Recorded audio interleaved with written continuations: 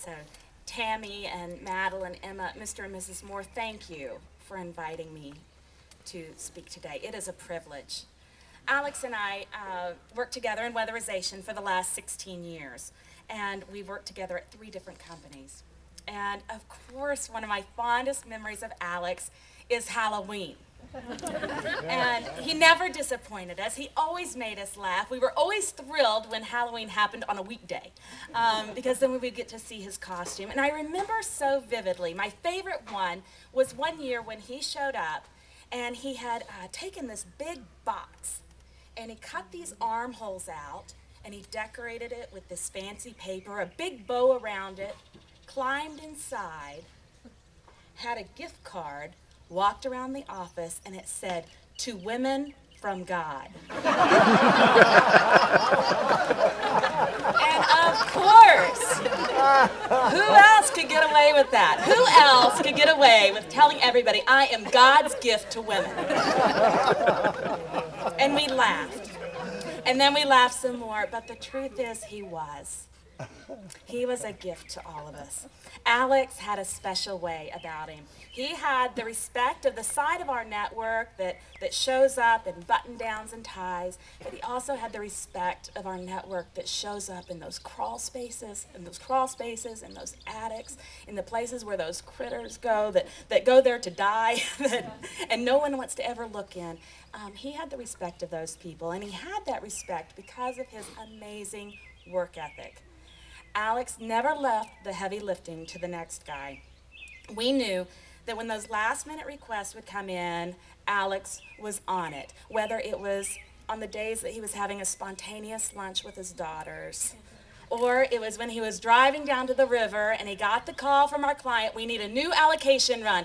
I'm on it. He'd pull over, pull his laptop into the passenger seat, plug his BlackBerry into it, get an internet connection, send the file, and call on his way as he was driving back down to say it's on its way. He never disappointed. He never complained. He brought the best to the table, and in turn, we all wanted to bring our best too, and that was a gift to us. He was a very good engineer, and he did thousands of things right. But he was also human, and from time to time, Alex made mistakes. And one thing I loved about Alex is he never shied away from the responsibility for those mistakes.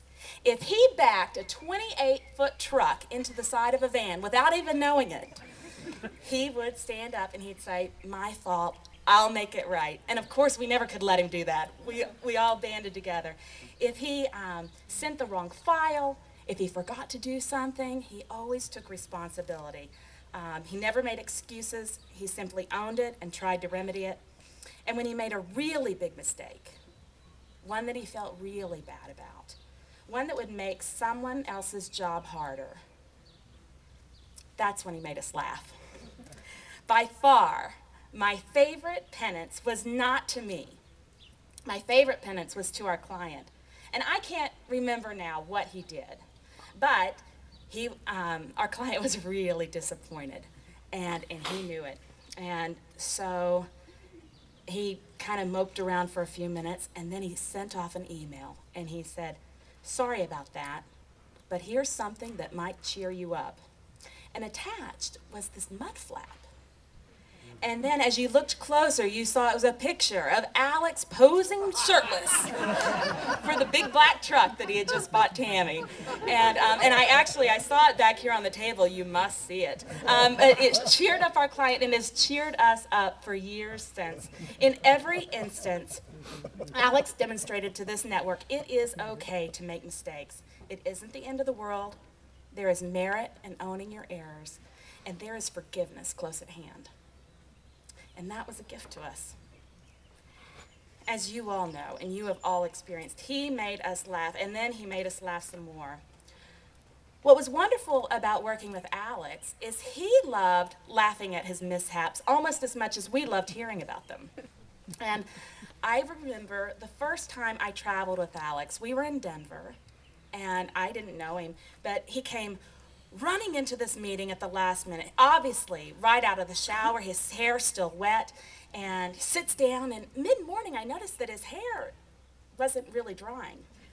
And And it was during this era, during the handlebar mustache, the long curly hair, and over lunch he happened to catch a glimpse of himself, and he could not contain himself. He came down after lunch, and he couldn't wait to show us that this is conditioner. This is what happens when you use hand lotion.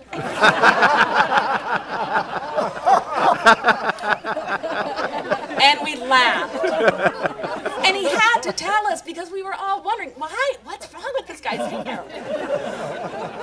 And he had to tell us because we were there. But he told us stories, plenty of stories, that he never had to tell us. He was like a radio show where you call in to hear the next adventure in the life of Alex. Alex, how was your weekend on the river? And he only to have him tell us about running out of gas, 1 in the morning. Paddle, paddle, paddle, paddle, run to the other side. Paddle, paddle, paddle, paddle, with a life preserver. Paddle, paddle, paddle. And hear the cell phone ringing. He couldn't answer the phone because if he stopped paddling, he would lose some of the distance. Tammy was calling, 1 in the morning, where are you? He made us laugh thousands and thousands of times. And he's made us cry once. And that was a gift to us. So Alex, as a network, we are sad beyond belief. Personally, we're sad because we're not going to listen to the next chapter of life with Alex. We aren't going to get to grow old with him. We aren't going to add those thousands more shared experiences. Professionally, our whole national network is mourning. We are sad because we're going to be carrying out a plan that Alex designed for this program that he loved so dearly. And he's not going to be here to advise us and shepherd our work. Alex can never be forgotten. He is, without question, irreplaceable. And if there's one thing that I would change about our history, that gift tag would read to mankind, because he was truly a gift to all of us.